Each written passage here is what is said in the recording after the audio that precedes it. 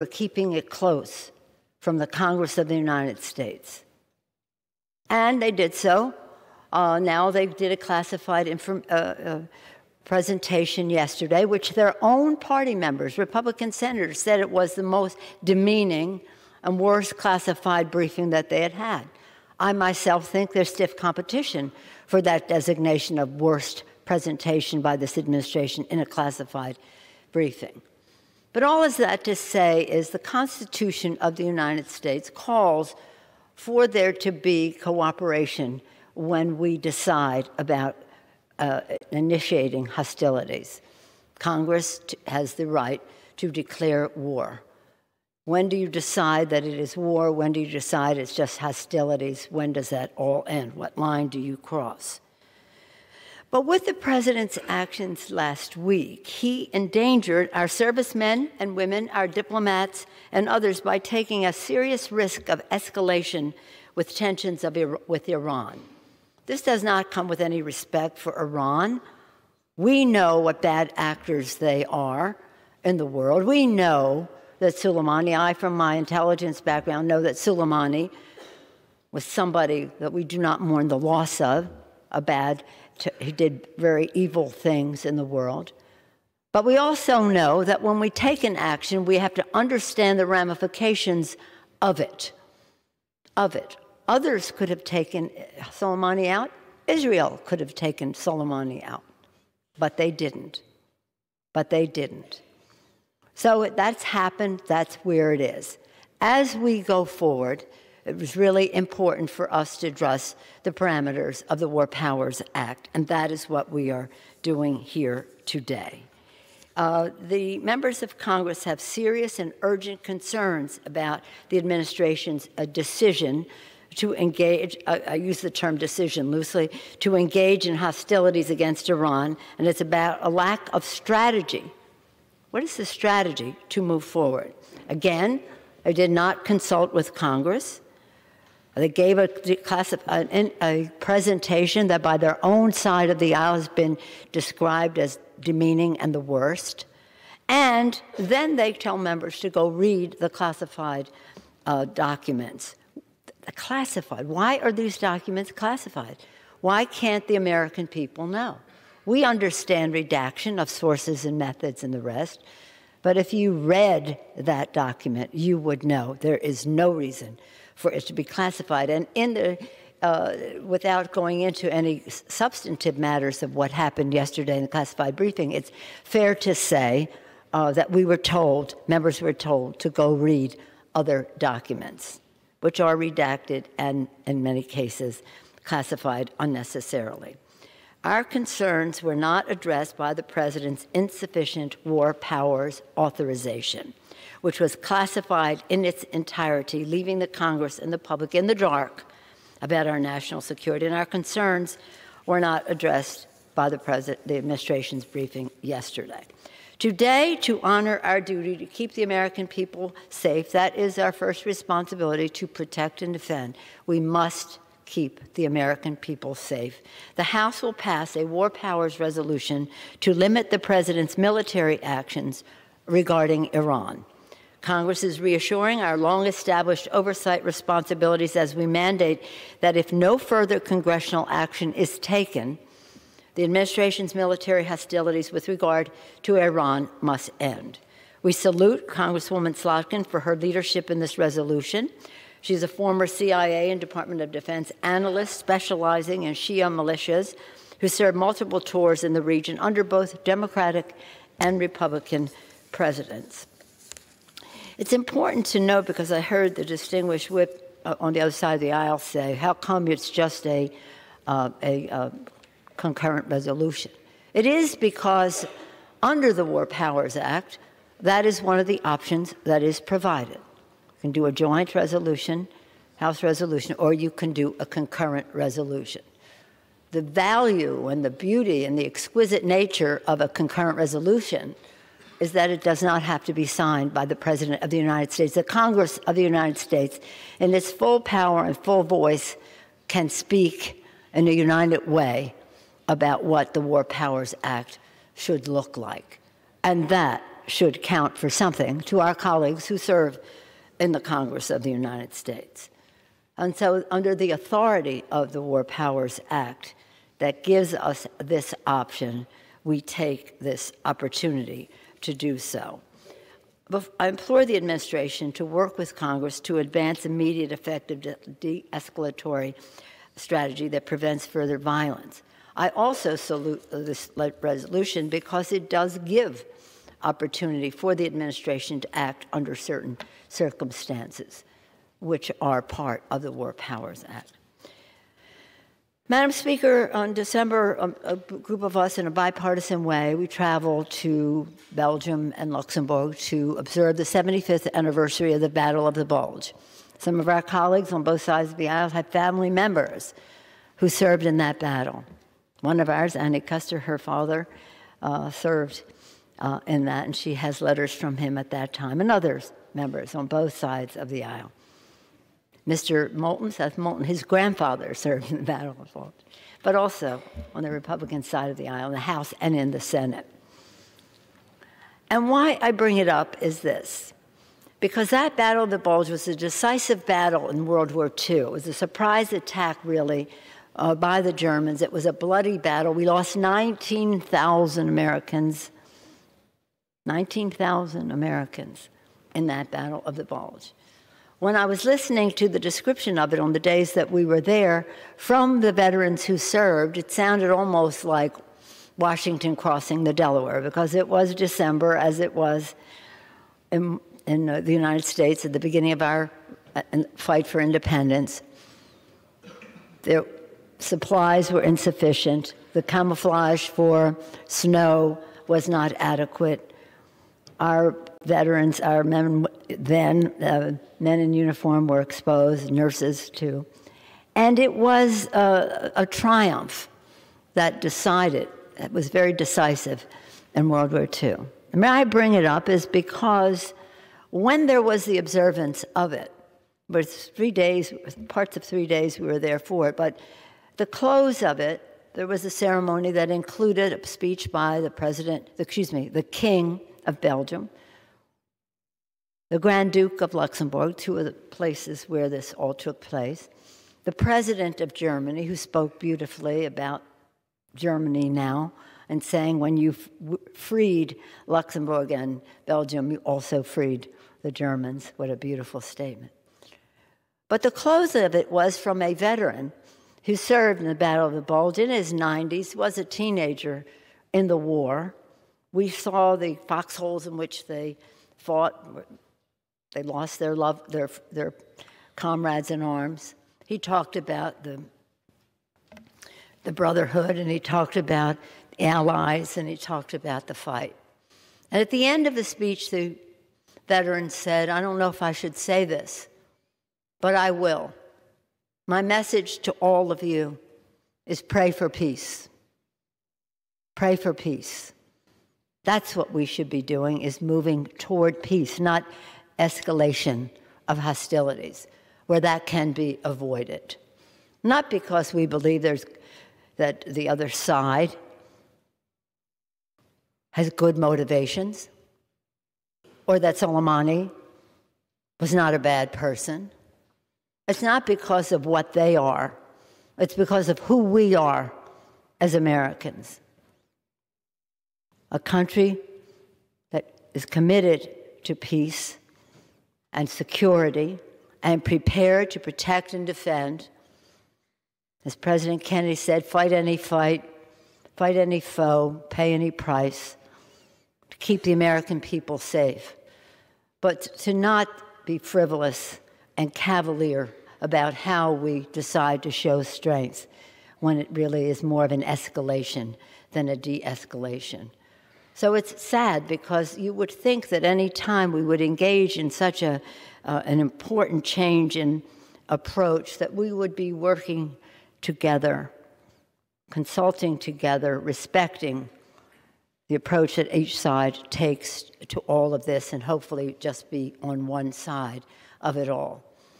So I think this is a very important, it doesn't do everything, but you say, well, it doesn't do this, it doesn't do that. We should never be judging legislation necessarily for what it doesn't do, but respecting it for what it does do. And what this does is very important for the security of our country. I urge a yes vote and yield back the balance of my time. Gentleman from New York reserves. The gentleman from Texas is recognized. Madam Speaker, I'm pleased to yield 1 minute to the gentleman from Alabama, the ranking member of the Homeland Security Committee, Mr. Rogers. The gentleman's recognized. Thank you, Madam Speaker, and I thank the ranking member. I rise in strong opposition to this brazen political stunt. Qasem Soleimani was a vicious terrorist who built a cult following on the backs of dead Americans. He armed Hezbollah, KH, and other Iranian proxies who killed American troops and our allies throughout the Middle East. The Homeland Security and Defense Departments have kept close watch on his terror campaigns for years. Soleimani was not visiting Baghdad because it was a great holiday destination. He was there to meet the leader of a terrorist group that killed an American just days before. Our president used the law and his constitutional authority as commander-in-chief to eliminate this terrorist mastermind before he could kill again. Democrats immediately responded by doubting our intelligence and dismissing the expertise of our military leaders. Now they bring this resolution to the floor that maligns our president, undermines our national security, and makes a martyr of a man who killed nearly 600 Americans. I urge a no vote and yield back. Gentleman from Texas reserves. Gentleman from New York is recognized. I now yield 2 minutes to the Majority Whip, the gentleman from South Carolina, Mr. Clyburn. Gentleman from South Carolina is recognized. Thank you very much, and I thank my friend for yielding their time. Speaking out against the Vietnam War in 1967, Dr. Martin Luther King Jr. implored, we must move past indecision to action. We must find new ways to speak for peace.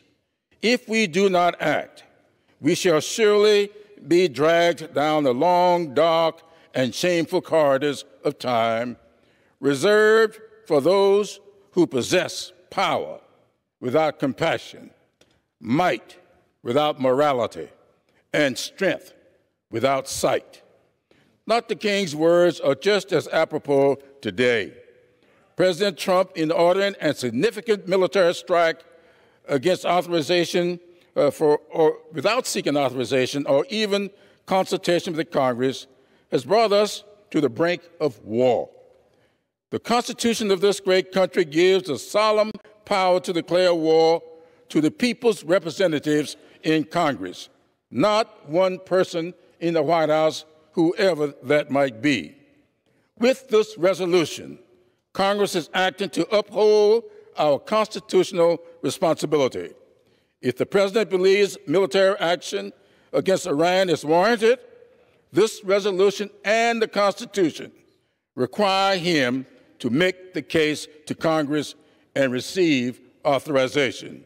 Mr. Speaker, I truly regret that we find ourselves in the position we are today.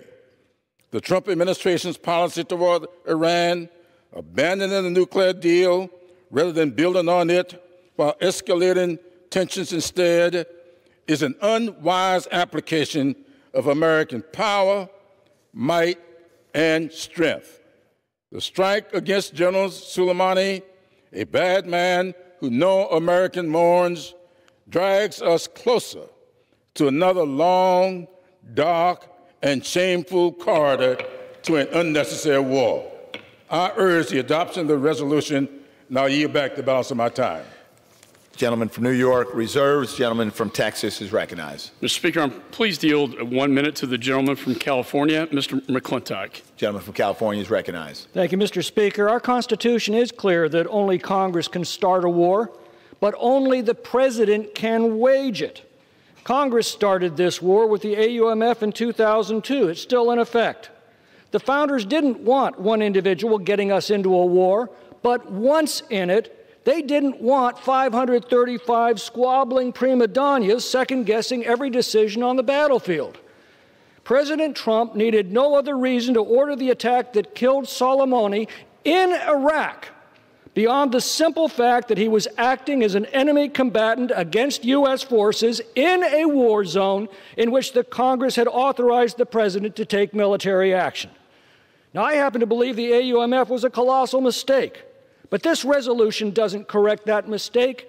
It compounds it by deliberately undermining the position of the United States government and the armed forces that we sent to Iraq at a perilous moment, which makes it not only unconstitutional, but disgraceful. I yield back. Gentleman from Texas reserves. Gentleman from New York is recognized.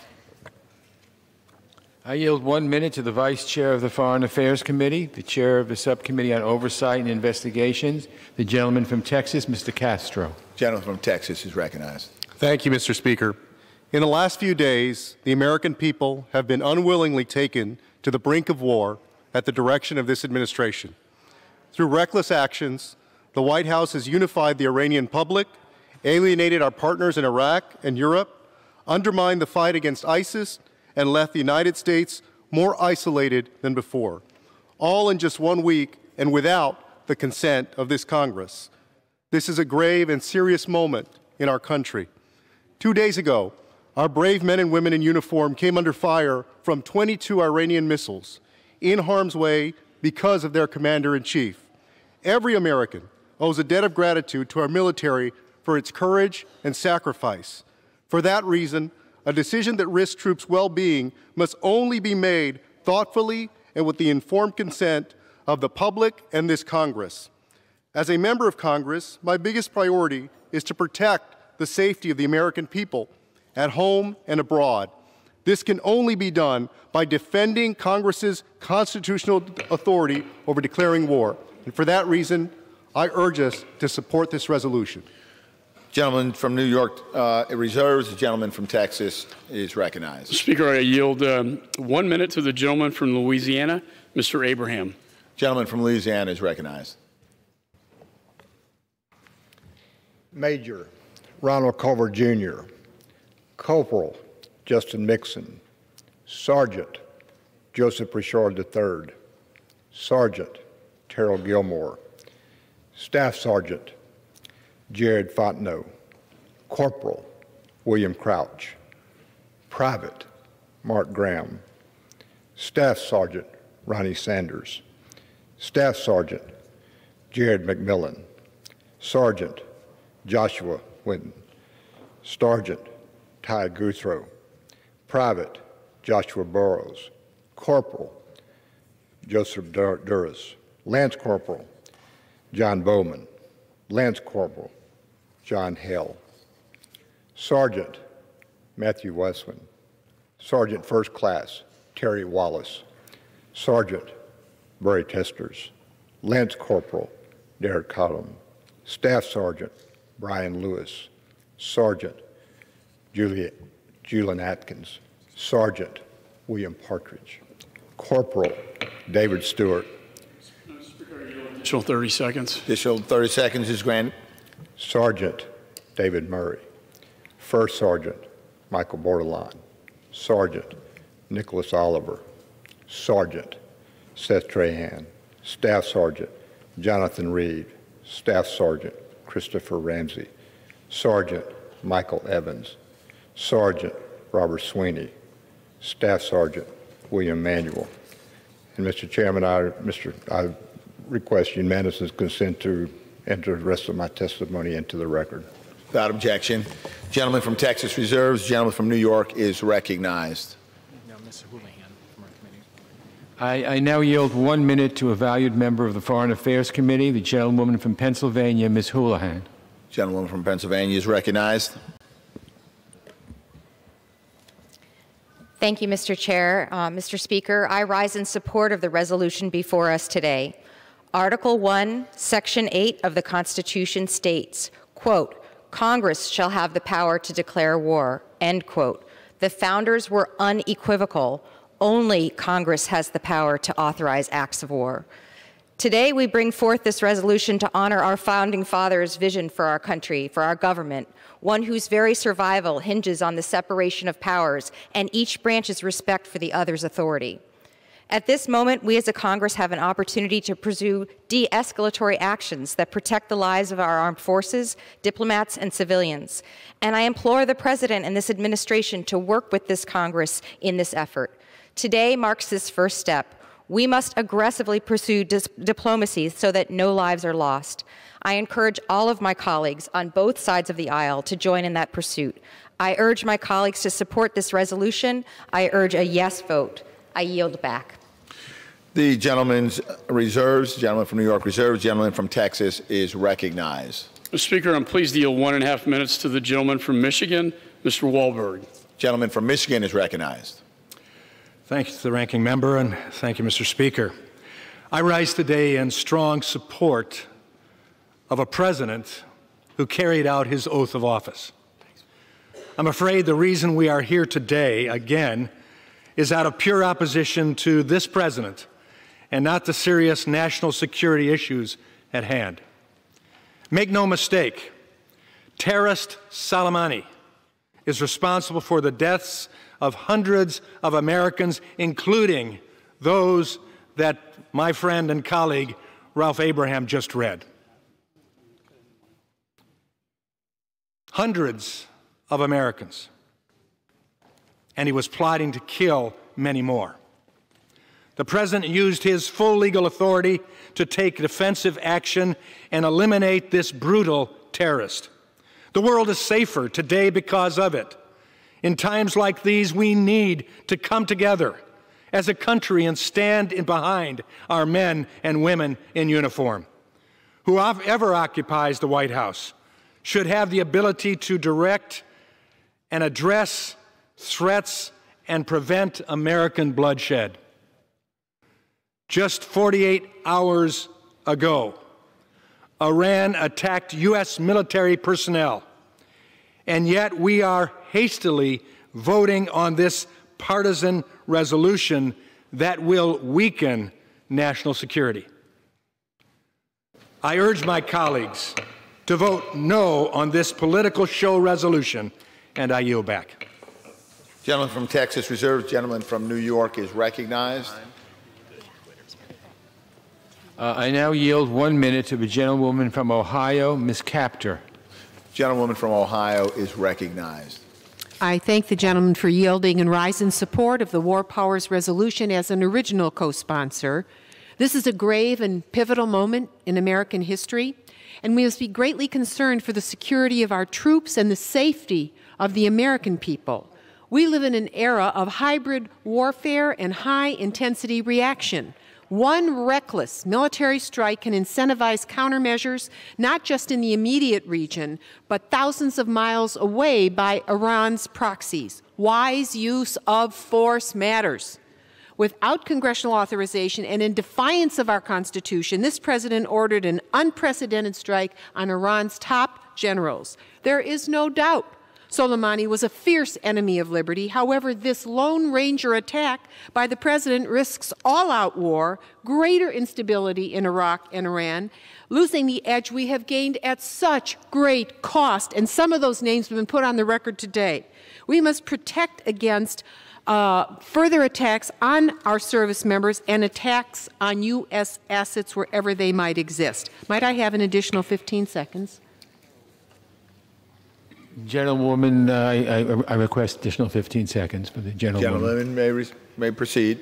Thank you. To those ends, the American people deserve full transparency. The president must take steps to de-escalate this highly volatile situation in the most ungovernable part of the world. Let us rigorously pursue with our allies turning back Iran's development of nuclear weapons, and let us do all we can to uphold our beloved Constitution, put raging bulls back in their cages, and make the American people safer. I yield back. The gentleman from New York reserves, gentleman from Texas is recognized. Thank you, Mr. Speaker. I'm pleased to yield 2 minutes to the gentleman from the great state of Texas, Mr. Arrington. Gentleman from Texas is recognized. I thank my friend and fellow Texan ranking member, Mr. McCall, for his strong leadership. Mr. Speaker, it's one thing to weaponize impeachment to discredit the president. It's a whole nother thing to handcuff our commander-in-chief and jeopardize the safety of our soldiers and prevent them from defending themselves.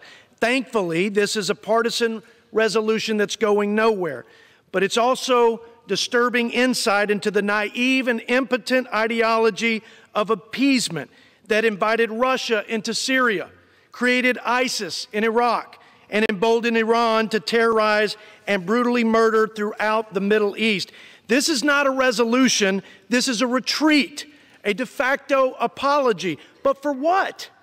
For ridding the world of a brutal terrorist with American blood on his hands?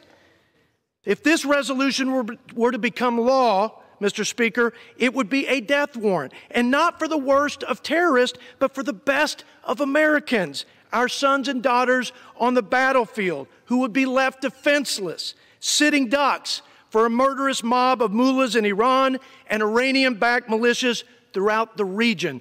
I urge a no vote, and I yield back. The gentleman from Texas reserves. The gentleman from New York is recognized. I yield 1 minute to the gentlewoman from Illinois, Ms. Schakowsky. The gentlewoman from Illinois is recognized.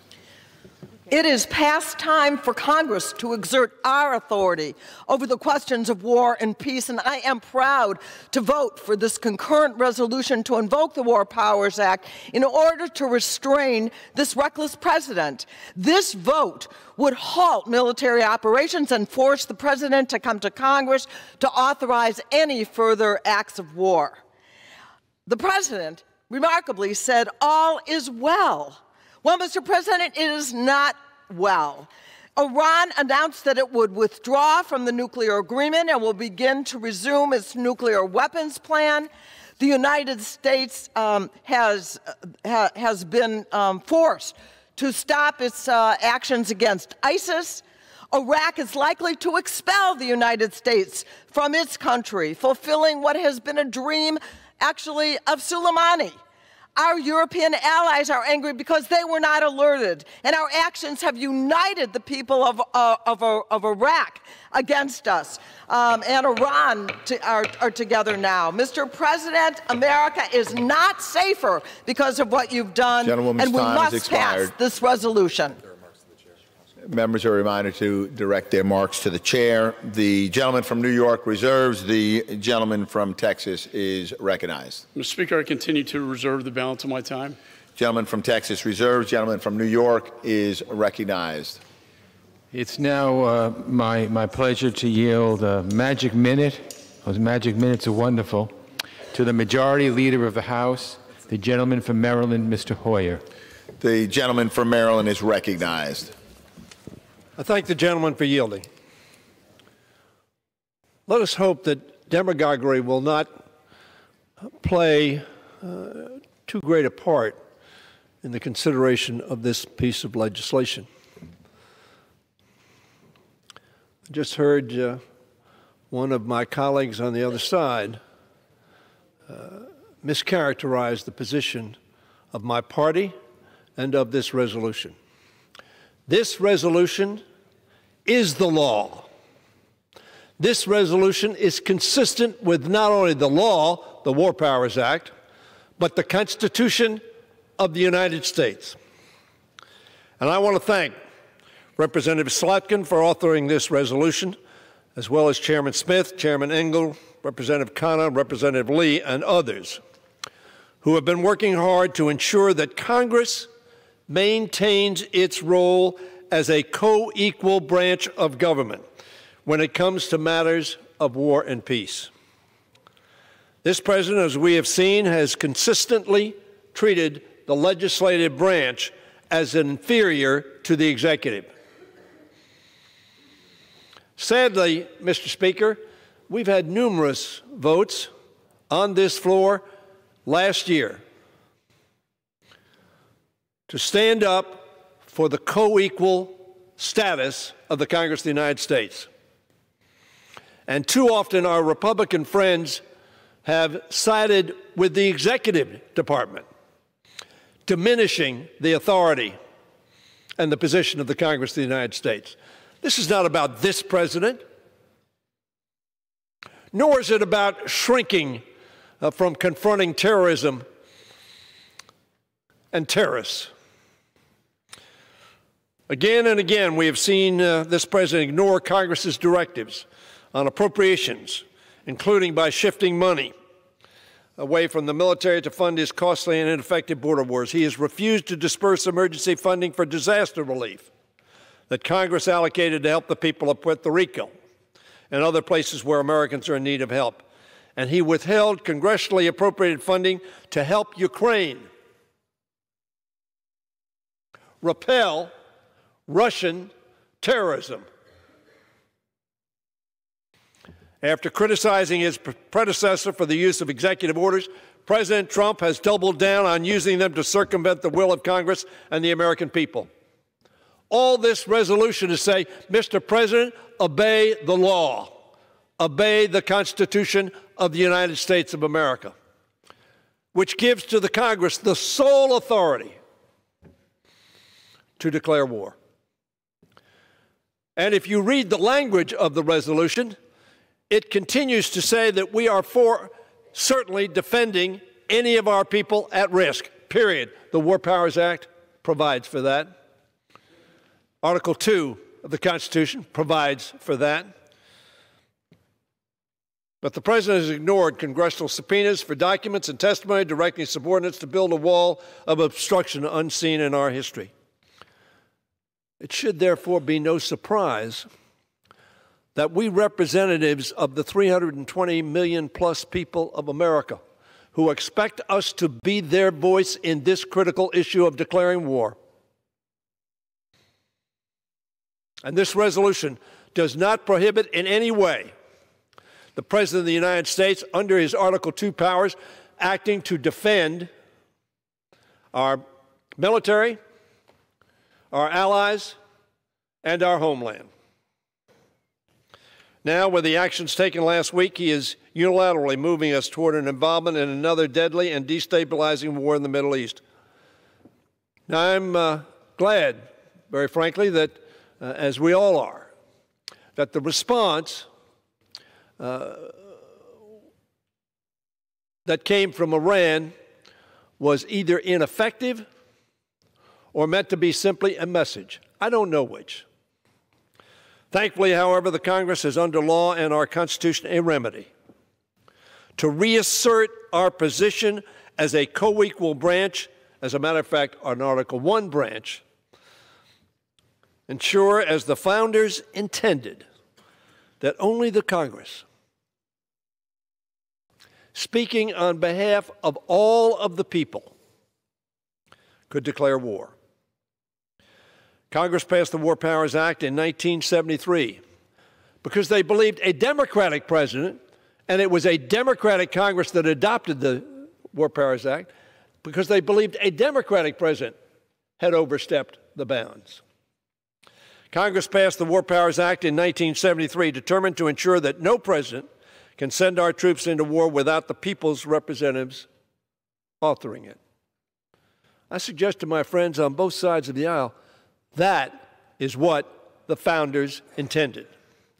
We must use this tool of congressional power, or by our silence acquiesce to the growth of the imperial presidency, which, by the way, has been going on for some 40 years, maybe even 50 years, irrespective of who is president. This is not a partisan resolution. This is a resolution consistent with the Constitution of the United States of America, who did not want a single person to be able to take America to war, to put our men and women at risk. Let us be absolutely clear. Qasem Soleimani was a dangerous purveyor of terror and violence and a practice thereof. He was an architect of Iranian efforts to dominate the Middle East through aggression and fear. He has American blood on his hands as well as the blood of our allies. He has met the justice he deserves. I say that notwithstanding the fact I do not know from the information I have received whether or not, in fact, it was absolutely essential to take his life now because of imminent danger. Perhaps it was. But in any event, no one laments the loss of Soleimani's life, at least in this country and freedom-loving people throughout the world. And we are relieved that the Iranian counterstrike was limited and caused no American or Allied casualties. But, Mr. Speaker, my constituents and the American people are deeply concerned about what comes next, with the possibility of further retaliation and escalation from Iran or its proxies. There may be a time when such action is called for. But it is this body that needs to make that decision, and the United States Senate. This body.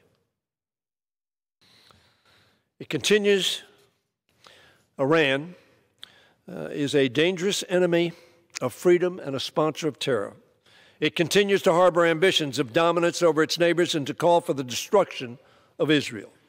This Iranian regime is no friend and must not be trusted. Iran must never be allowed to acquire a nuclear weapon. I believe this Congress would vote to ensure that that was prohibited. This resolution makes those facts clear. We must have a sound, long-term strategy to deal with Iran and bring it into compliance with international laws and norms.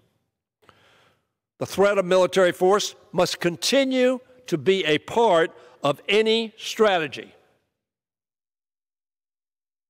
along with sanctions and diplomacy. And this resolution in no way countervenes that premise. The best way forward is for Congress and the administration to work together. That's what our founders had in mind. Proper congressional oversight and involvement will help ensure, not undermine, that the administration adopts and pursues the best possible strategy to check and oppose Iran's malign ambitions. Let us not demagogue one another. There can be differences. But this resolution is brought to this floor of the House to uphold the Constitution of the United States of America and to again urge this president, as we have urged Democratic presidents, to ensure that they follow the strictures of our Constitution on behalf of the safety of our people and the respect we have throughout the world. We're a nation of laws. This resolution is about the laws. And I yield back the balance of my time. Gentleman from New York reserves. The gentleman from Texas is recognized. Let me say I have great respect for the leader, and I do not disagree with him that the president needs to come to Congress to authorize war with Iran.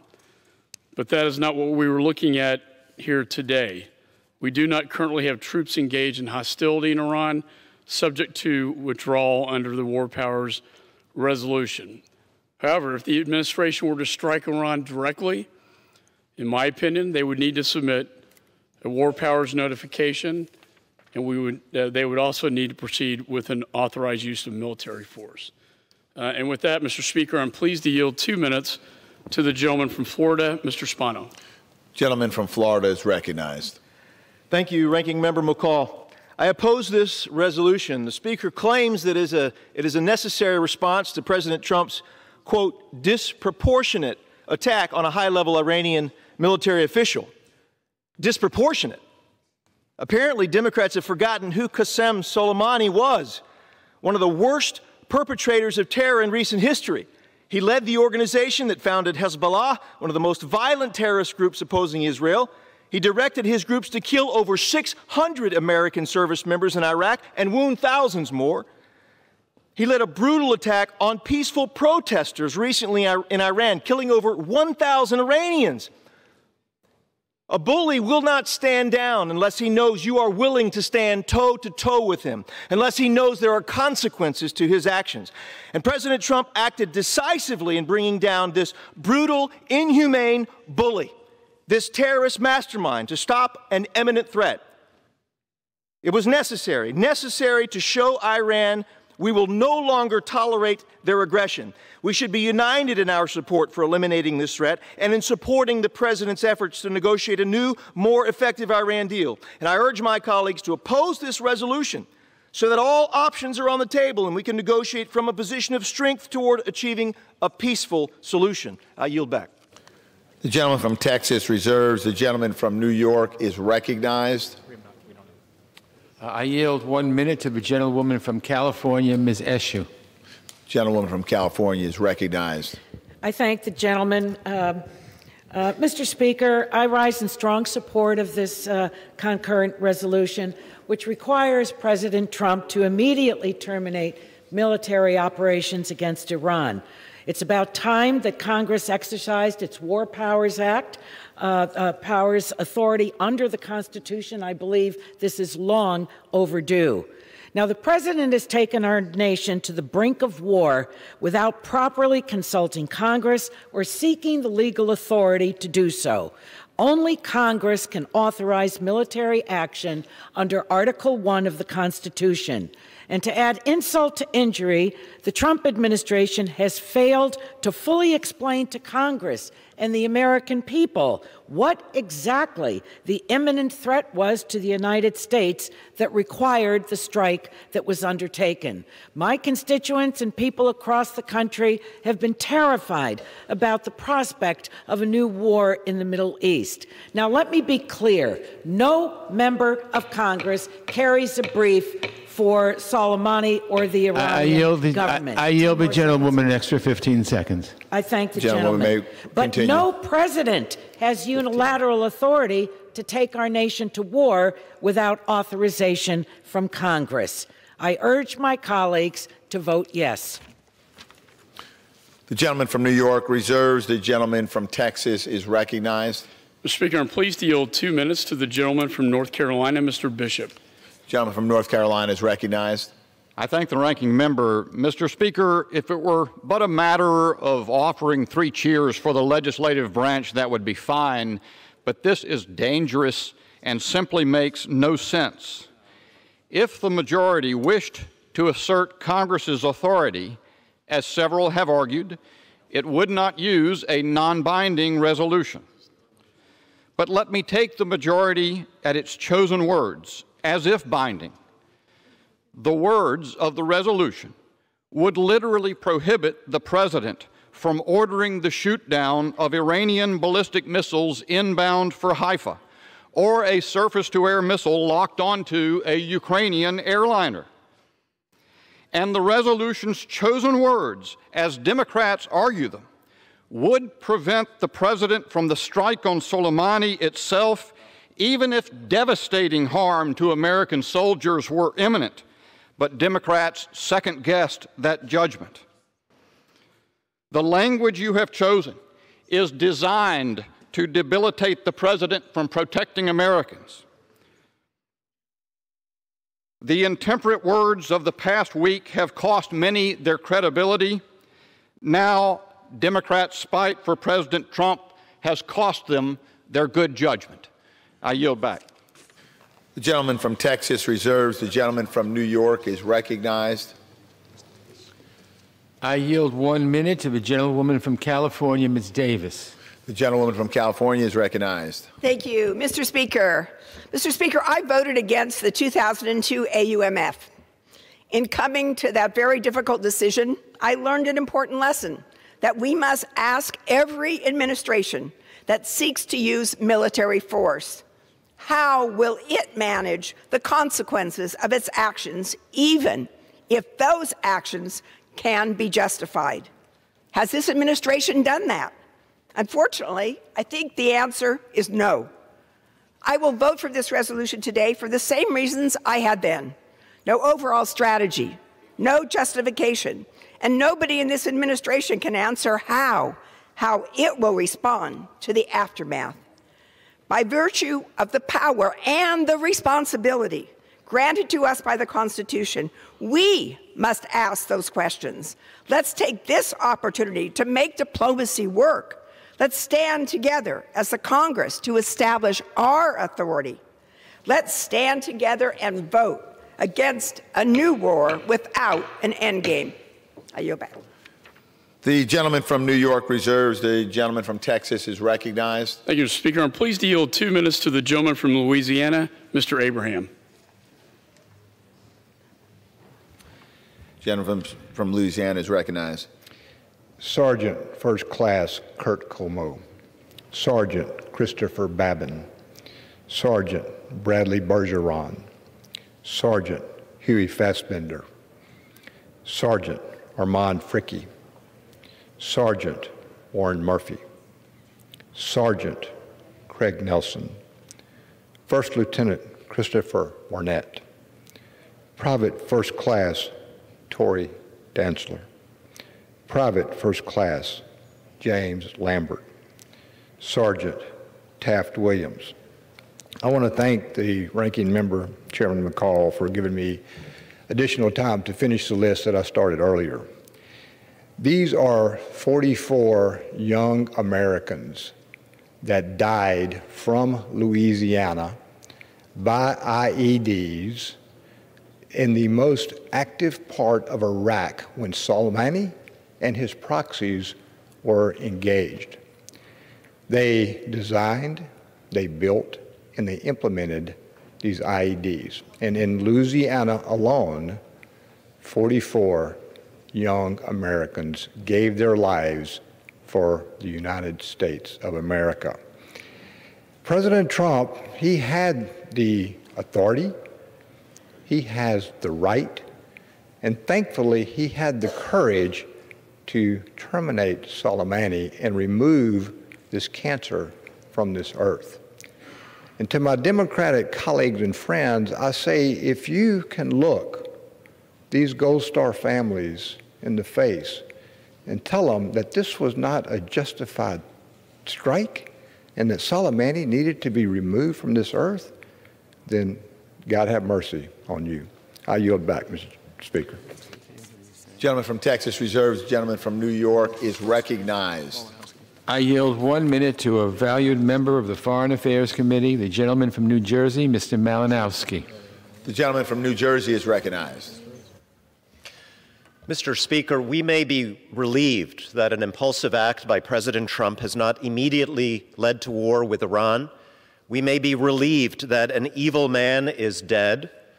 But as that evil man wished, our troops have now been asked to leave Iraq, and if they stay, their ability to work with Iraqis to fight ISIS has been shot.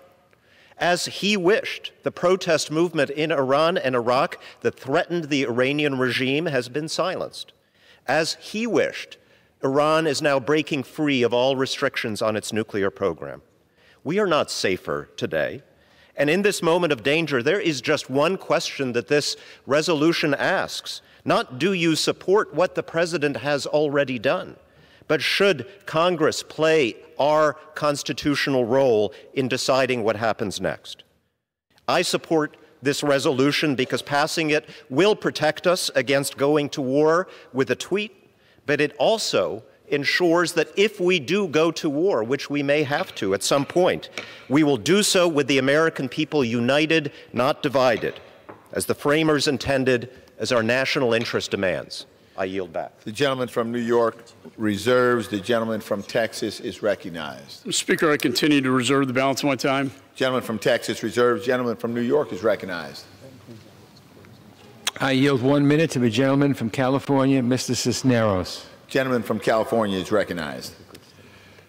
Mr. Speaker, I rise today in defense of our Constitution and express the urgent need of Congress to reestablish itself as an equal branch of government. Our founders explicitly laid out the roles and responsibilities of the legislative, executive, and judiciary branches, creating a necessary system of checks and balances. But today we find our democratic system in jeopardy. In the past week, there has been an increasing concern about the United States going to war with Iran. Let me be very clear. If and when President decides to use military action, he must go through Congress first. Article 1, Section 8 of the Constitution gives Congress the power to declare war. Any attempt to undermine the power would be unsafe, unacceptable, and unconstitutional. As a Navy veteran, I am constantly thinking of our brave service members. It's why I take this constitutional responsibility seriously. We cannot turn our backs to our principles, we cannot turn our backs to our values, and we cannot turn our backs to the Constitution. I look forward to voting for the War Powers Resolution and taking Congress's power back. I yield back the balance of my time. The gentleman from New York reserves, and the gentleman from Texas is recognized. Mr. Speaker, I'm pleased to yield 2 minutes to the gentleman from Georgia, Mr. Heiss. Gentleman from Georgia is recognized. Thank you, Mr. Speaker, and my good friend. I rise with great frustration in opposition to this politically motivated resolution. It is nothing but a blatant attempt to handcuff the President's ability to defend our citizens and our allies. Just this morning, U.S. intelligence officials reported that they are now confident that the Ukraine airline 752 was shot down by Iranian surface-to-air missiles. Another 176 innocent lives lost. The Islamic Republic of Iran has been hostile to our nation for decades, and yet it has certainly escalated in the last several months with a campaign of antagonistic military action. Have my Democratic colleagues forgotten about the shipping vessels sabotaged by naval mines last May and June, or the American drone shot down over international waters, or the British oil tanker seized by the Iranian Revolutionary Guard, or the Saudi oil facilities that were attacked? And then when an American citizen was killed in an attack on Kirkuk Air Base in December, and our embassy in Iraq subsequently overrun, our president drew a line in the sand. Yet after months of tremendous restraint, the president was determined that not one more American life would be lost at this Iranian regime, and I fully support the president in his actions. I do agree with many of my colleagues that it's time for this body to have a serious conversation and to address the many issues inherent with operating under a 20-plus-year-old authorization for military force, but that should not be confused with the process that's taking place here with this resolution. This is nothing but another attempt by the majority. 15. Be happy to yield an additional 30 seconds. Gentleman may continue. Thank you. This is nothing but an attempt by the majority in a 3-year-long process by their party to take any and every opportunity to undermine or embarrass this president. But be assured that this politically motivated resolution, nor any evil that comes our way, will cause our president to hesitate when called upon to defend American lives. And I just say, God bless the president, God bless America, and with that I yield back. The gentleman from Texas reserves. The gentleman from New York is recognized. Well, I would say to my friends on the other side of the aisle, please don't question our motives or patriotism, and we won't question yours. I now yield 1 minute to the gentlewoman from Washington, Ms. Jayapal. The gentlewoman from Washington is recognized. Thank you, Mr. Speaker. I rise in strong support of this resolution that reasserts congressional authority over going to war. We know this: war is devastating for our troops, for their families, for families and children everywhere, for not just this generation, but future generations to come, for our humanity. And that is why our framers gave this body the opportunity, the responsibility to have that discussion and declare war should it be needed. In 2002, we rushed to war based on made-up claims of weapons of mass destruction. And that Iraq war and Afghanistan wars took hundreds of thousands of lives, created millions of refugees, and cost us trillions of dollars. Today, the president, without providing any raw intelligence to prove an imminent threat, has brought us to the brink of war with Iran. So this resolution makes it clear that Congress has not authorized this war. We also must repeal the 2002 AUMF and vote to withhold funds for this unauthorized war. It is time to reassert our authority. I yield back. Gentleman from New York reserves. Gentleman from Texas is recognized. Thank you, Mr. Speaker. I continue to reserve the balance of my time. Gentleman from Texas reserves. Gentleman from New York is recognized. I yield 1 minute to the gentlewoman from Michigan, Ms. Tlaib. The gentlewoman from Michigan is recognized. Thank you, Mr. Speaker. I rise today on behalf of 13 District Strong. This is a district that believes in leading with compassion. They believe in a full stop to endless violent wars that only result in loss of life and the destruction of lives forever changed. For us, Mr. Speaker, it is important to protect our democracy and promote global peace. We must remove political motives and for-profit schemes from the decision-making process to go to war. If we don't, it would only lead to more warfare and death. We cannot allow a process that is tainted, secretive, or encompasses lies to make that choice. We need a country that easily chooses peace for generations to come. I proudly represent a district that believes in the rule of law. That is why I rise today as their voice in support of a war powers resolution that will give them a say in whether or not our country goes to war. Thank you. The gentleman from New York reserves. The gentleman from Texas is recognized. Thank you, Mr. Speaker. I'm pleased to yield 3 minutes to the gentleman from Tennessee, Mr. Green. Gentleman from Tennessee is recognized. Thank you, Mr. Speaker. I rise in complete opposition to this resolution. First, this is a non-binding resolution. If you really wanted to exert some congressional decision-making, we'd do a bill that goes before the president and gets signed or gets vetoed. This is purely theatrics. None of these Democrat leaders stood up when President Obama violated the airspace of Pakistan to take out Osama bin Laden. Now, I'm glad he did that. But he violated, there was no congressional authorization to go into Pakistan. At least here, there's a congressional authorization for our forces to be on the ground and using military power. The president has clear authority under Article 2 to act when our nation and our military is at risk. The chairman of the Joint Chiefs of Staff said, and I quote, "The trigger for the drone strike that killed Soleimani was clear, unambiguous intelligence indicating a significant campaign of violence against the United States in the days, weeks, and months, and that the administration would have been culpably negligent if it didn't act." General Mark Milley, these people understand one thing, and it's strength. You'll recall that when President Clinton pulled our forces out of Somalia after we got the black eye on Black Hawk Down, bin Laden cited that as proof that the Americans run away, that they won't stand and fight.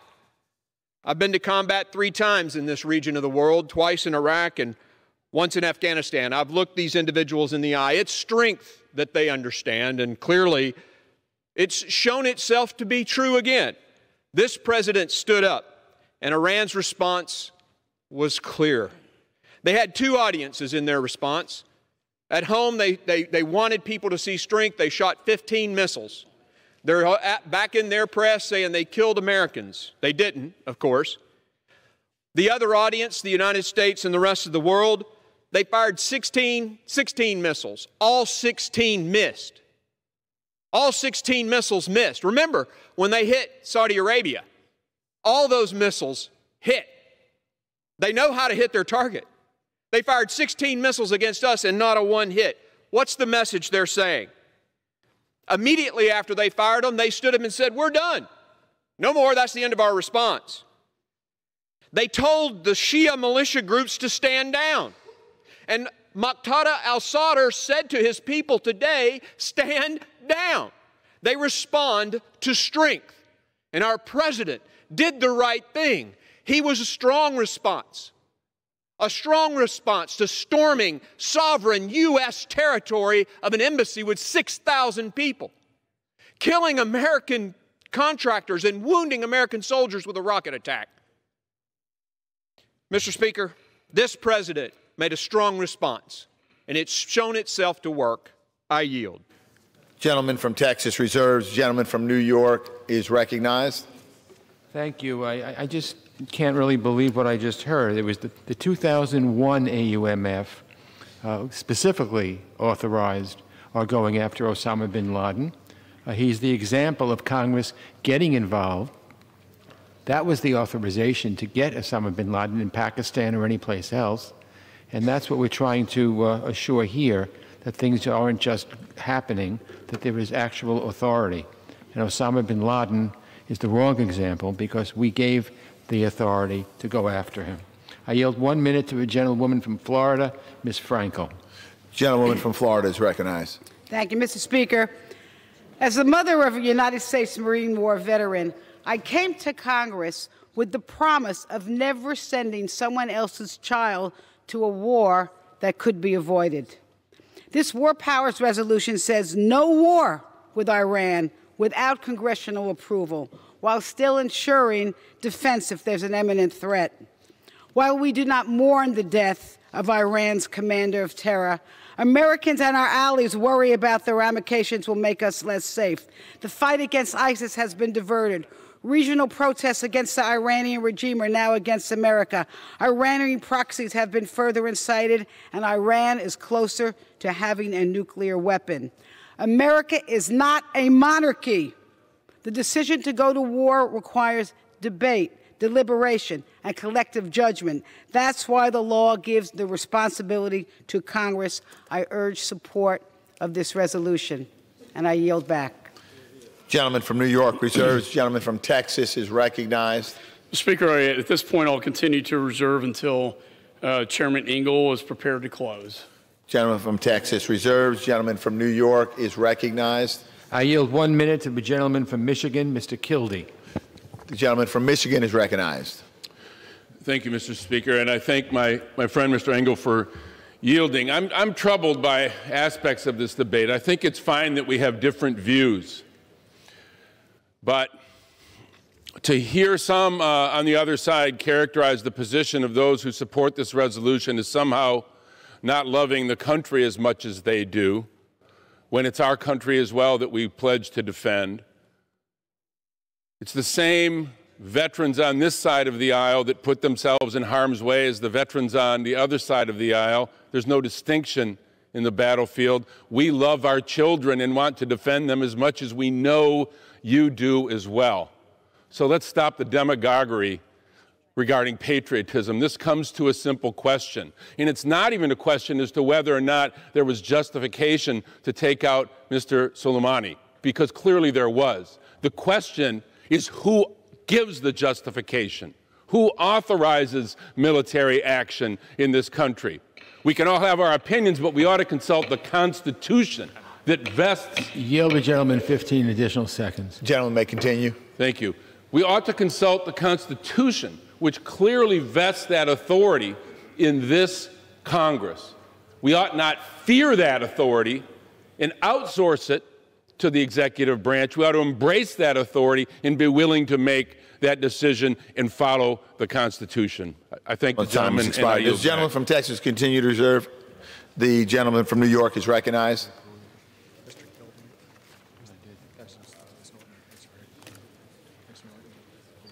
I now yield 1 minute to the gentlewoman from the District of Columbia, Ms. Norton. The gentlewoman from the District of Columbia is recognized.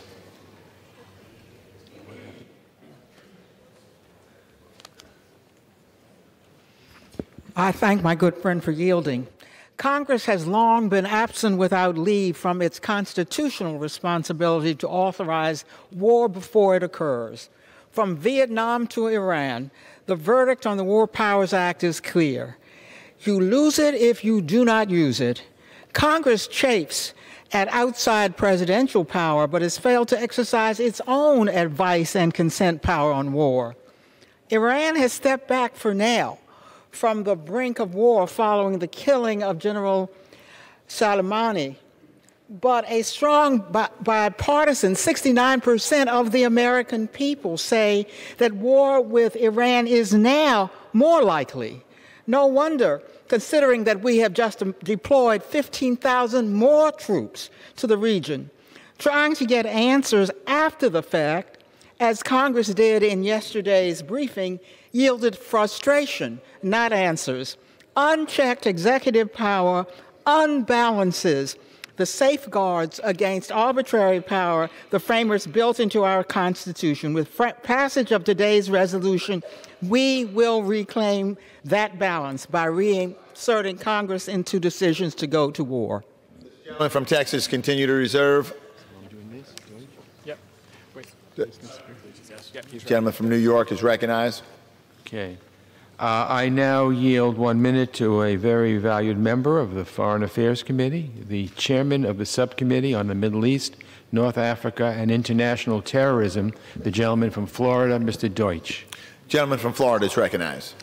Mr. Speaker, I rise in support of this War Powers resolution, and I thank my colleague from Michigan, Representative Slotkin, for leading this effort today to assert Congress's rightful authority and to defend our solemn constitutional duty. None of us want to see our brave men and women sent into another war. To be clear, this vote is not about telling the administration that the president can't defend this country. My colleagues know that. They understand it. I strongly reject any implication that somehow by supporting this resolution, we don't take our national security and the safety of our service members seriously. To the contrary, nothing we do today limits the ability to respond to a real and imminent threat or defend this country and our interests. To assert so is simply false, and it is reckless. Today we're telling the president that if there is a serious threat to the United States, our national security requires that a solemn decision is made to engage U.S. forces. The elected representatives of this body have to have. The gentleman may continue. I thank my friend. The elected representatives of the American people need to have that case made to them. Congress needs to have a robust debate about any authorization for the use of military force. I urge my colleagues to vote yes. I urge my colleagues to uphold the Constitution, and I yield back. Does the gentleman from Texas continue to reserve? Gentleman from New York is recognized. I yield 1 minute to the gentleman from Florida, Mr. Getz. Gentleman from Florida is recognized. I take a backseat to no member of this body when it comes to defending the president.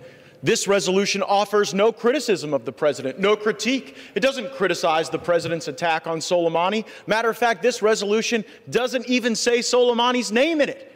Yet it does articulate our very robust basis for self-defense, at times even preemptory self-defense to defend our troops. And it also articulates our non-delegable duty as members of the United States Congress to speak to matters of war and peace. I represent more troops than any other member of this body. I buried one of them earlier today at Arlington. And that sergeant died a patriot and a hero.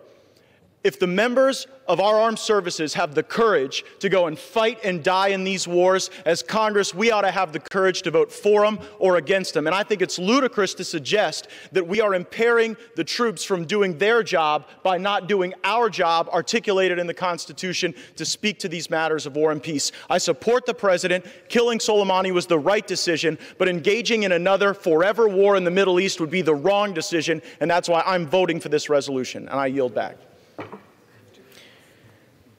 Gentleman from New York reserves. Does the gentleman from Texas continue to reserve? The gentleman from New York is recognized. I yield 1 minute to the gentleman from Massachusetts, Mr. Moulton. Gentleman from Massachusetts is recognized. Mr. Speaker, the system of checks and balances is broken. Last week's airstrike proves it. After the strike, the administration produced a vague document that attempts justifying America's push to the brink of war. Mr. Chairman, I fought in a war started by a president with false and trumped-up intelligence. We cannot let this president do the same. Americans deserve to read the declassified report so they can judge for themselves whether the strike was worth the risk. They'll find an administration shooting from the hip with no strategy to deal with Iran. It's time for Congress to lead and exercise the authority the founders gave us in Article 1, Section 8 of the Constitution. It's time to tell the president he cannot send our troops to war with Iran without a strategy and without the consent of their representatives. I yield back. The gentleman from New York reserves. Does the gentleman from Texas continue to reserve? The gentleman from New York is recognized. I yield 1 minute to the gentleman from Maryland, Mr. Brown. The gentleman from Maryland is recognized. Thank you, Mr. Speaker. President Trump's strategy to counter Iran has failed. He has allowed Iran to restart its nuclear weapons program, disrupted our operations countering ISIS, continues to undermine our relationship with NATO allies, and has led America to the brink of a new and unnecessary war.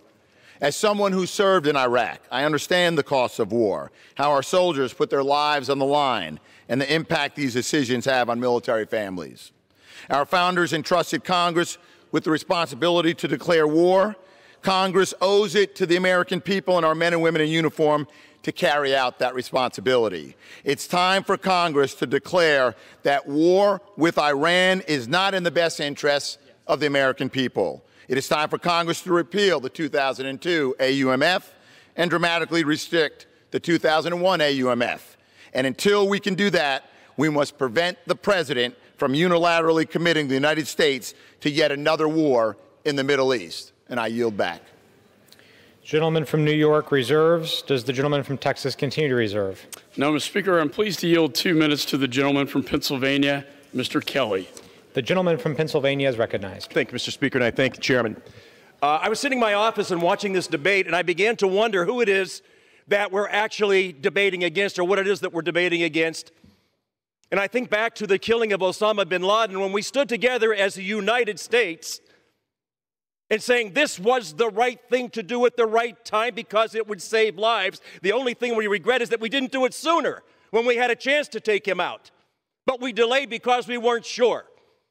I've gone back and read what President Obama said, and he says, I made this decision on my own. Yet today we stand in the people's house, and we're worried more about the loss of an election in 2020 than the loss of American lives and the continued loss of lives around the world by one of the worst terrorists of all time. And we sit here and try to pretend this charade is what we're really concerned about, is giving too much power to this president. This is a president who acts boldly. This is a president who carried out a strike that was so precise, so strategic, nothing else was hurt except the car in which that terrorist was riding in. And yet we sit here today and say, our problem in America isn't terrorists around the world. Our problem is in America is we have a president who's too damn strong.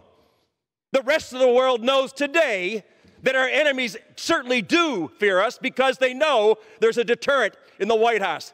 And our friends and allies know that America will always be there. We'll always be there if we say we're going to be there, and we will always stand up for the values that this country has always stood for. To have this debate tonight and this resolution is not about securing America or making America safer. This is about taking powers away from the President of the United States. And we can call this anything we want to say, not just this president, but any president in the future. My God, are you kidding me? Are you kidding me? This, the people's house, and our biggest responsibility is protecting our American citizens. And we're having this debate tonight. Please do not tell me this is about taking away the authorization for military force. This is about taking away powers from the most strong president we've had. Thank you, and I yield back. The gentleman from Texas reserves. The gentleman from New York is recognized.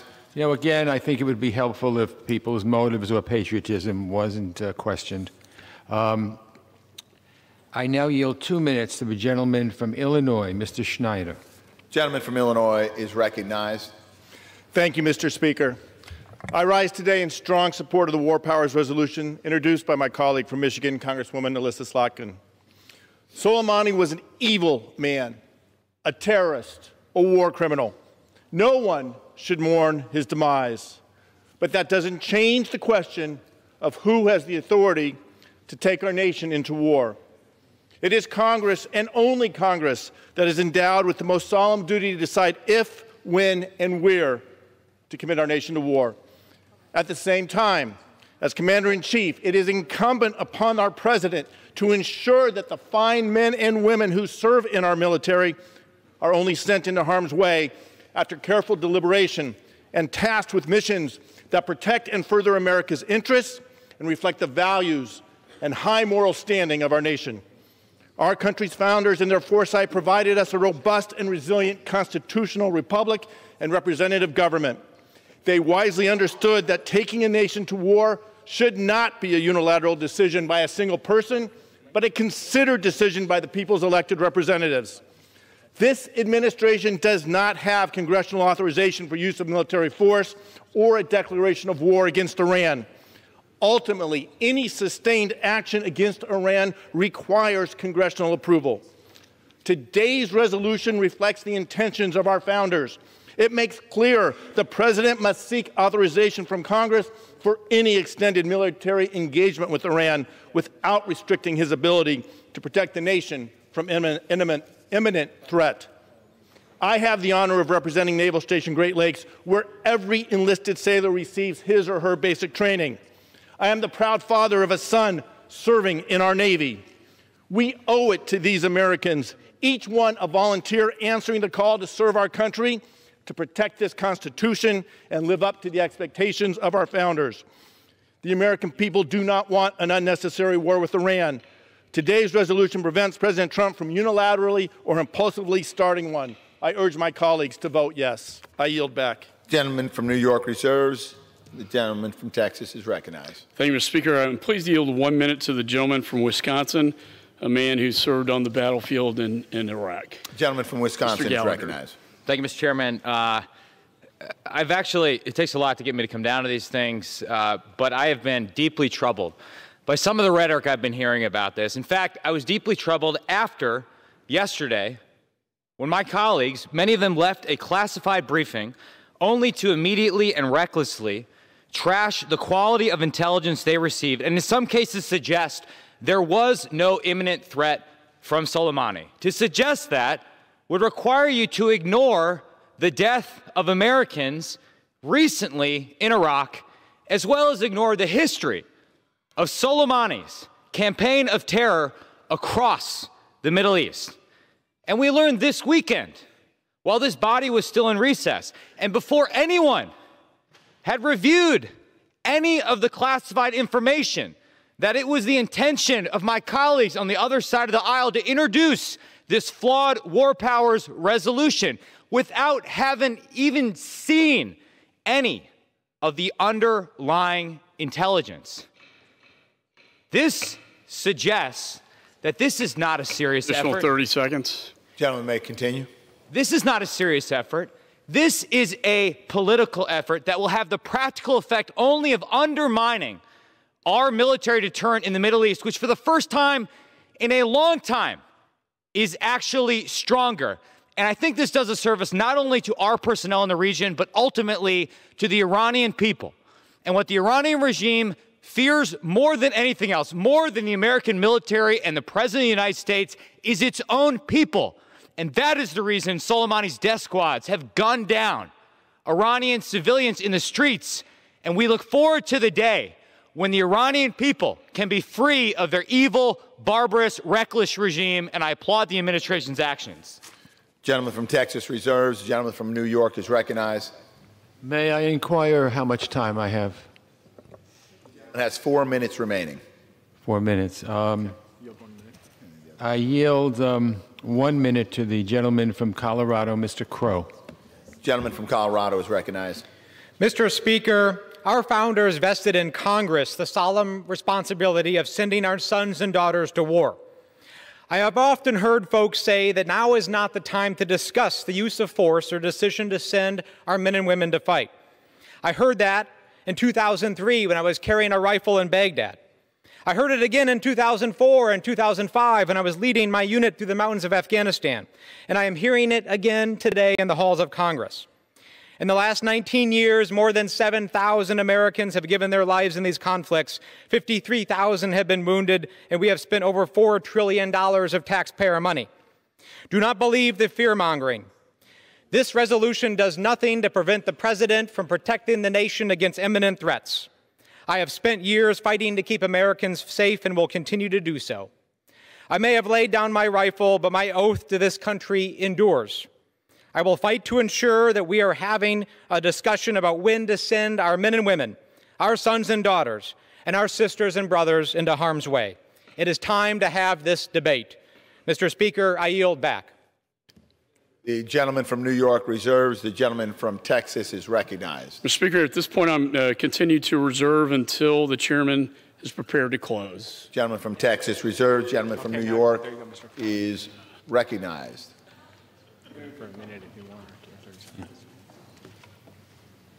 I now yield 30 seconds to the gentleman from Tennessee, Mr. Cohen.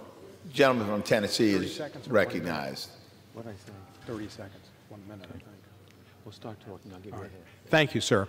I rise today to condemn the President's most recent reckless actions. The killing of General Soleimani was a provocation to war that made Americans less safe for years and maybe decades to come. The President has put his own ego over the strategic interest and safety of Americans. What he has accomplished with these actions is to make Soleimani a martyr for a generation of militant Middle Eastern foes that we have. It has united the Iranian people not against their government, but against us. It is the responsibility of the President. Gentleman, additional 30 seconds. The gentleman may continue. It's the responsibility of the President and Congress to keep us safe.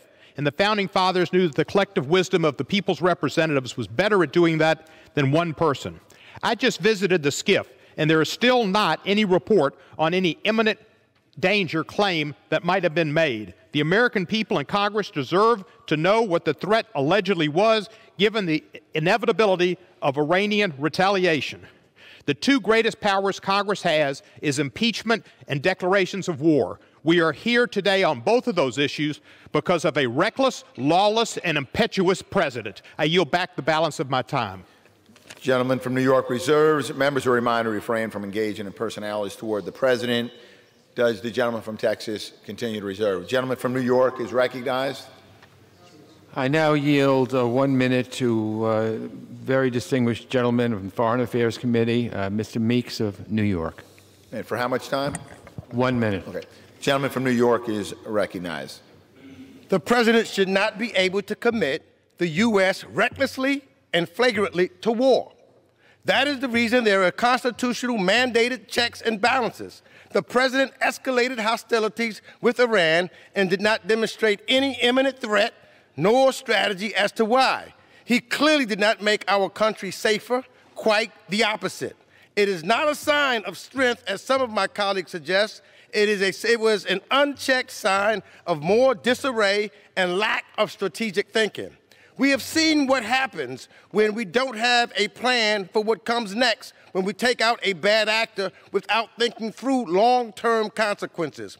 We have lost too much blood and tears and treasure to ever allow that to happen again. I support and employ my colleagues to support this resolution for the sake and the state of future generations. I love this country. This is the greatest country in the world because we have checks and balances. I yield back. The gentleman from Texas is recognized. I continue to reserve my time. Gentleman from Texas reserves. Gentleman from New York is recognized. Yeah, I reserve my right to close. Gentleman from New York reserves. Gentleman from Texas is recognized.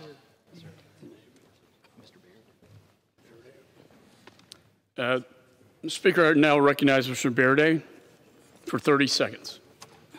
Gentleman from West Virginia is recognized. Indiana is recognized. Thank you. And Mr. Speaker, just got a couple of words I'd like to remind this body about. And I've heard a lot of talk about patriotism. And I gave this arm in Vietnam. And I've got a lot of good friends whose names are on the Vietnam Wall. So don't talk to me about patriotism and how much I love this country when we're standing here debating an issue that we all know is not going anywhere. And the last thing I would say to you is while I was serving in Vietnam, there were many occasions when I didn't have the ability to do what I thought was necessary. I'd just say to you that this body couldn't make up their mind whether they wanted to be in that war or not. And I suggest we get with the right program and do it now. Thank you. Gentleman from Texas is recognized. Speaker, I'm prepared to close. and I yield myself the balance. The gentleman is recognized. Speaker, I'm strongly in favor of exercising our Article I authorities for matter as grave as war and peace. But the fact is, we are not at war with Iran, and the president is not trying to start a war with Iran. I met with the president earlier today. He told me that if this resolution passes, it will take all of his power to negotiate with Iran off the table. And that is the worst thing that we could do. Yesterday, he called for making a deal that allows for Iran to thrive and prosper. The president is making the choice to move towards de-escalation. The premise of this resolution is flawed because we are not engaged in hostilities with Iran. The president is not trying to start hostilities with Iran. And despite this public proclamation by our president, my colleagues are trying to claim that the president still wants to go to war. I deeply regret that my colleagues are not serious enough about exercising our Article I authorities to pursue regular order on such a serious question. We have had no hearings in the House Foreign Affairs Committee since these events transpired. There was no Foreign Affairs Committee markup of this legislation. I received text of this legislation only 2 hours before the Rules Committee meeting last night on a war powers resolution. Debating issues of war and peace is perhaps our most important responsibility as members of Congress, and yet this legislation dropped last night without committee consideration as required by the War Powers Resolution. If my colleagues were serious about Article I, as they say they are, this would be a joint resolution with the force of law. Instead, it is a House concurrent resolution that will never go to the president's desk. Let me translate what that means for the American people listening today. Today, we are voting on a press release, a press statement. This is a political statement for a left-wing domestic audience. But they are not the only ones watching, Mr. Speaker. Iran is watching, and its proxies are watching. And what they see is a divided America that does not fully support the ability of our commander-in-chief to respond to imminent threats to Americans. Churchill warned against appeasement when the dark clouds of fascism and the Third Reich swept in my father's war. Weakness invites aggression, he said. And as President Reagan said, peace through strength. I believe in these ideals and these axioms. And last May, it was reported that Soleimani met with Iraqi militias in Baghdad and told them to, quote, prepare the proxies for war. Soleimani would still be waging that proxy war, a war that he was escalating. An American was killed less than 2 weeks ago, and 4 American soldiers were injured. And our embassy in Baghdad was attacked under Soleimani's orders. What more do we need? What more evidence do we need? And let's talk about the fact he's a designated terrorist under the Obama administration. Importantly, the president told me today that Soleimani was planning to blow up our embassy. I need no further proof or evidence than that, or intelligence than that from the president of the United States. And what if the president had not acted? Let's assume that. What if the president had, and by the way, some on the other side of the aisle were criticizing him for not responding after our embassy was attacked. What if he did not act? What if Soleimani made it back to Tehran to meet with the Ayatollah, to give the green light to carry out the plot to attack our soldiers and diplomats in Iraq? What if the Americans were killed?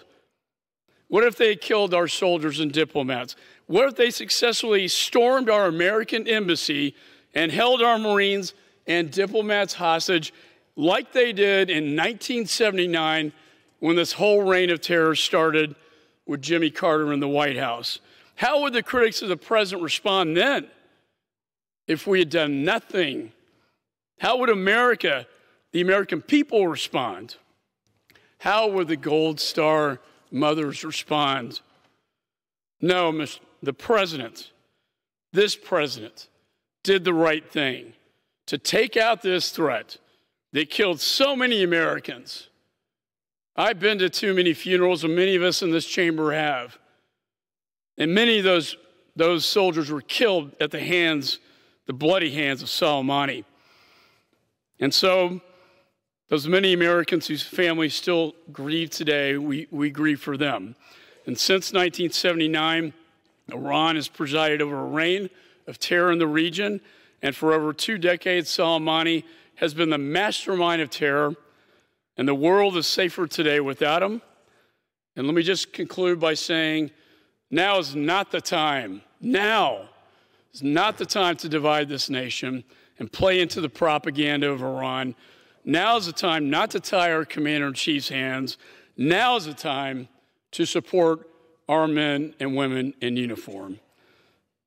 And with that, I urge my colleagues to oppose this resolution, and I yield back the balance of my time. The gentleman from Texas yields back the balance of his time. The gentleman from New York is recognized. Mr. Speaker, this body has to make a decision about whether we're going to stand up for our constitutional responsibilities or just subordinate ourselves to the executive branch when it comes to war powers. We're 2 decades into the 21st century. Our country has been at war almost that entire time.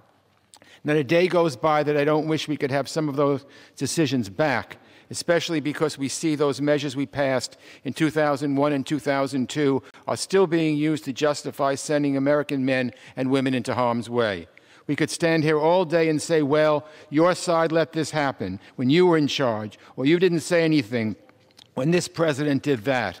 I don't disagree. It's been a collective failure on the part of this body that we've given away our authority on war powers, that we haven't done enough to grapple with the issue. Well, I hope today will not be the end of our efforts to make progress on debating Congress's war powers.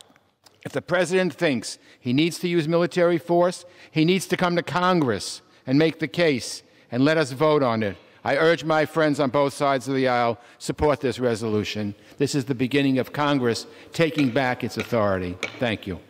The gentleman from New York yields back the balance of his time. All time for debate has expired. Pursuant to House Rule 781, the previous question is ordered on the concurrent resolution as amended. The question is on adoption of the concurrent resolution. Those in favor say aye. Those opposed, no. No. The ayes have it. The concurrent resolution is agreed to. Okay. And the yeas and nays are requested. Those favoring a vote by the yeas and nays will rise.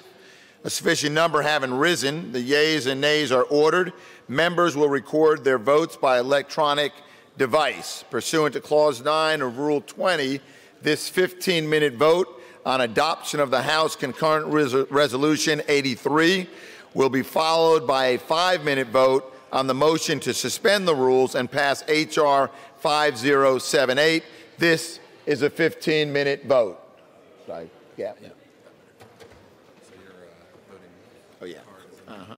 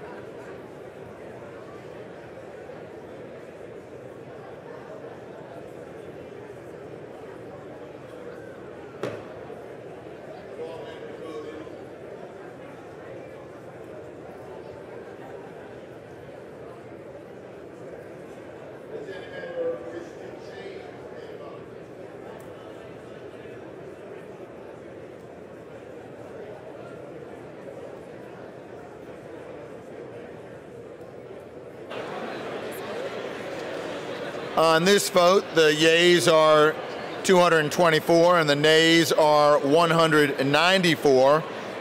The current resolution is adopted. Without objection, the motion to reconsider is laid on the table.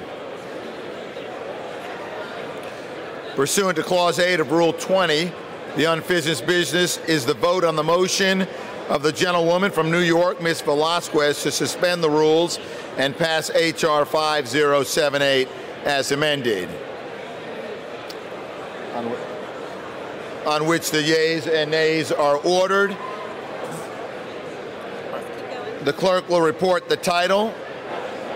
H.R. 5078, a bill to amend the Small Business Act to provide reentry, entrepreneurship, counseling, and training services for incarcerated individuals and for other purposes. The question is, will the House suspend the rules and pass the bill as amended? Members will record their votes by electronic device. This is a 5-minute vote.